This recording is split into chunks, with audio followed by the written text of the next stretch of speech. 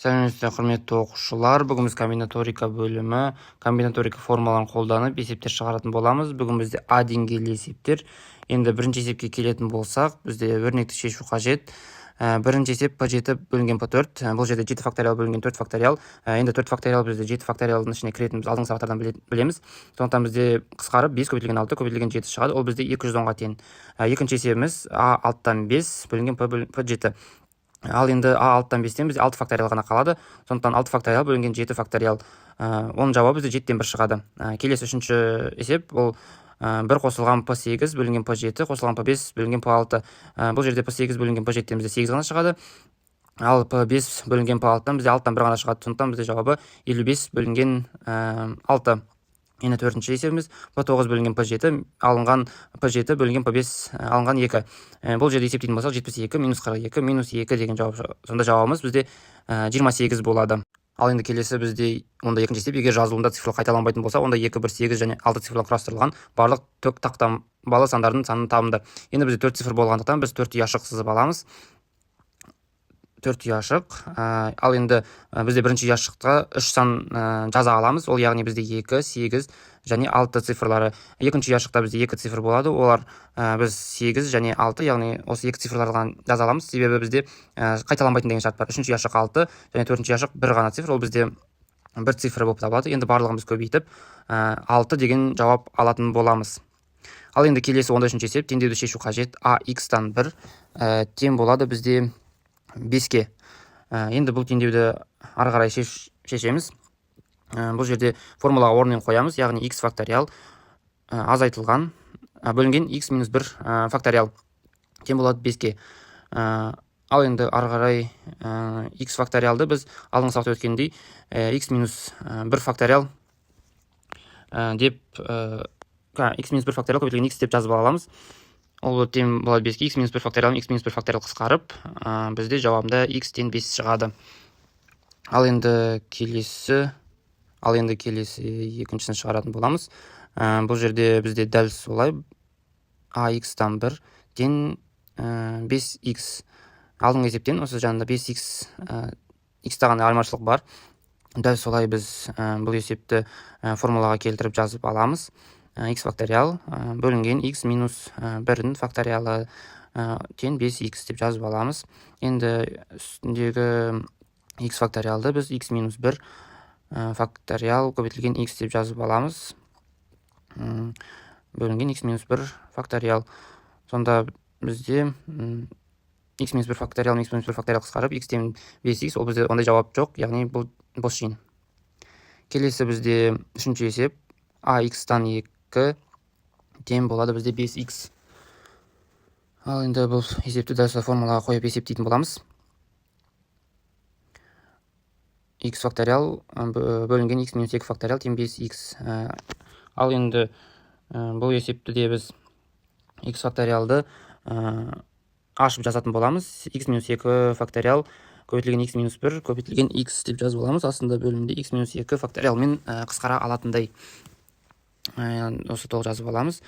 Ал енді x минус 2 факториал мен x минус 2 факториал бір-бірімен қысқарады. Сонда x минус 1-ге x-ті көбейтіп, біз квадрат тең деп шығаратын боламыз. x квадрат минус x минус 5x тең 0 деген жауап шығады. Енді біз ары қарай x-тарды біріктіріп, x квадрат минус 6x тең 0 деген жауап шығарамыз. Енді біз x-ті жақша сыртына шығарып, бұл теңдеудің түрлерін табамыз. Бізде x1-міз 0-ге тең. Енді x минус 6 тең 0 теңдеуін шешсек, x тең 6-ға біз x тең 6 деген жауапты ғана аламыз. Келесі бізде соңғы төртінші есебіміз AX-тан 2 тең 4x қосылған 24. Бұл есепті де біз формула қойып есептейтін боламыз. x факториал бөлінген x минус 2 факториал тең 4x қосылған 24. Енді бұл жерде дәл алдыңғыдай x факториалды біз ашып жазып алуымыз қажет. Ары қарай есеп шығаруға оңай болатындай. x минус 2 факториал көбейтілген x минус 1 көбейтілген x бөлінген x минус 2 факториал.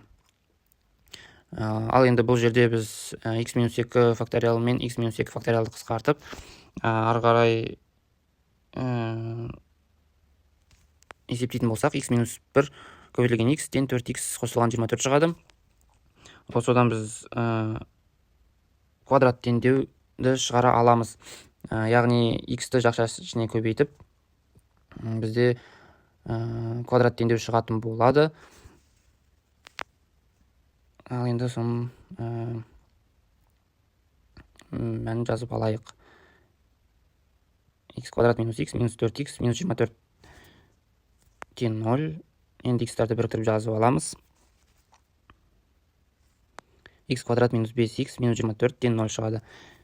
Бұл жерден түбірлерін табатын болсақ, x1-іміз минус 3, x2 бізде 8-ге тең. Минус 3 деген жауап қабылданбайды, сондықтан жауап бізде 8. Келесі бізде 14-ші есеп. Азық-түлік дүкенінде алманың 6 сұрпы және мандарин 3 сұрпы бар. 1 кг алма және 1 кг мандаринді қанша тәсілмен сатып алуға болады? Енді бізде 6 сұрыптың 1 кг-ын және 3 сұрыптың 1 кг таңдап аламыз. Біз c6-тан 1 және көбейтілген c3-тен 1 деп жазып аламыз. Ол бізде формула орнына қоятын болсақ, 6 факториал бөлінген 5 факториал көбейтілген 3 факториал бөлінген 2 факториал деп шығады. Оның бәрін есептейтін болсақ, 6 көбейтілген 3 тең 18. Бұл есептің жауабы бізде 18 болады. Келесі тепе-теңдікті дәлелдендір. Онда 5-ші есеп. c7-тен 4 қосылған c7-тен 3 тең c8-ден 4. Енді бұл жерде біз формула қоятын боламыз. 7 факториал бөлінген 4 факториал көбейтілген 3 факториал қосылған 7 факториал бөлінген 3 факториал көбейтілген 4 факториал тең 8 факториал бөлінген 4 факториал көбейтілген 4 факториал шығады. Енді бұл жерде біз алдыңғы сабақтарда өткеніміздей, мысалы 4 факториал ол 7 факториалдың ішінде бар. Сондықтан біз соған есептеп қысқартатын боламыз. Енді соның барлығын жазып алайық. 4 факториал көбейтілген 5 факториал көбейтілген 6, 5 көбейтілген 6 көбейтілген 7. Ол бізде 7 факториал мәні болып табылады. Енді қалған өрнектердің барлығын біз солай жазып алатын боламыз. Сонда аяғында қысқартуға бізге оңай болатындай. Енді бұл жерде 8 факториалды да біз 4 факториал көбейтілген 5 көбейтілген 6 көбейтілген 7 көбейтілген 8 деп жазып аламыз. Астында 4 факториал көбейтілген 1 көбейтілген 2 көбейтілген 3 көбейтілген 4. Енді бұл жерде қысқаратындар қысқарады. Сонда бізде мәні 35 қосылған 35 тең 72 жақ теңесті тепе-теңдік дәлелденді. Келесі бізде екінші есебіміз c8-ден 4 қосылған c8-ден 3 қосылған c9-дан 5 тең c10-нан 5.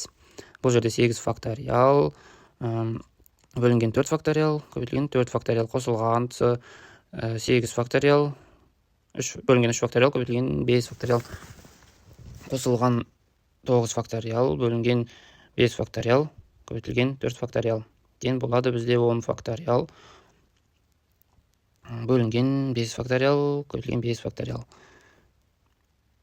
Енді қысқартатындай қылып жазып аламыз. 5 көбейтілген 6 көбейтілген 7 көбейтілген 8. Астында бізде 1 көбейтілген 2 көбейтілген 3 көбейтілген 4 қалады. Келесі 6 көбейтілген 7 көбейтілген 8. Яғни біз қысқартылған түрмен жазып отырмын.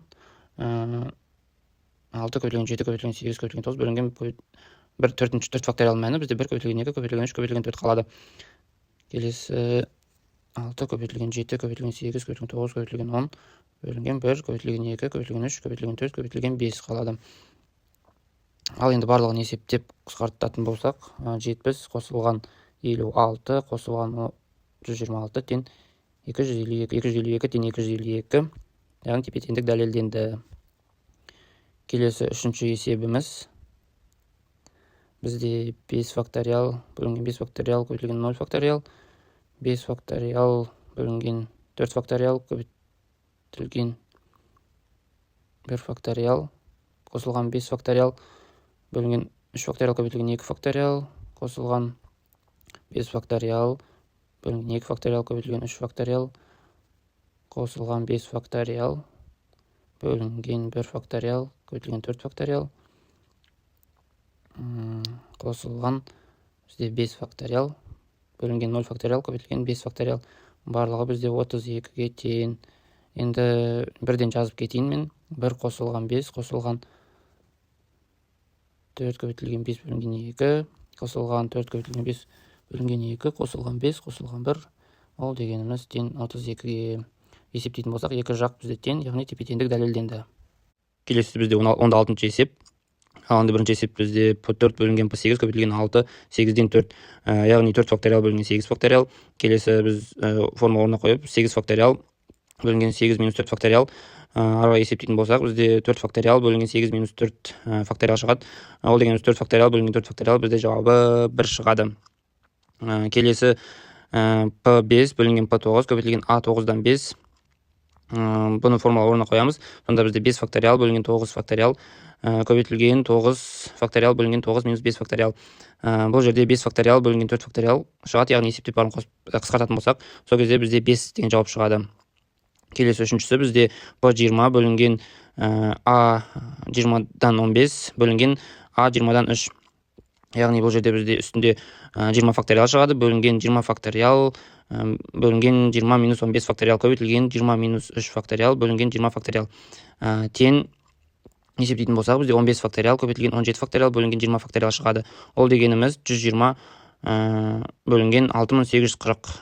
Оны қысқартатын болсақ, 1 бөлінген 57 шығады. Енді келесі есеп P14 бөлінген A14-тен 10 бөлінген C6-тан 5 бөлінген C11-ден 1. Яғни бұл жерде 14 факториал бөлінген 14 минус 10 көбейтілген 1 бөлінген 6 факториал бөлінген 5 факториал көбейтілген 1 факториал көбейтілген 1 бөлінген 11. Тен бұл жерде 14 факториал көбейтілген 5 көбейтілген 1 факториал бөлінген 4 факториал көбейтілген 6 факториал көбейтілген 11. Тен болады бізде 24 бөлінген 6. Қысқартатын болсақ, 24 бөлінген 6 шығады.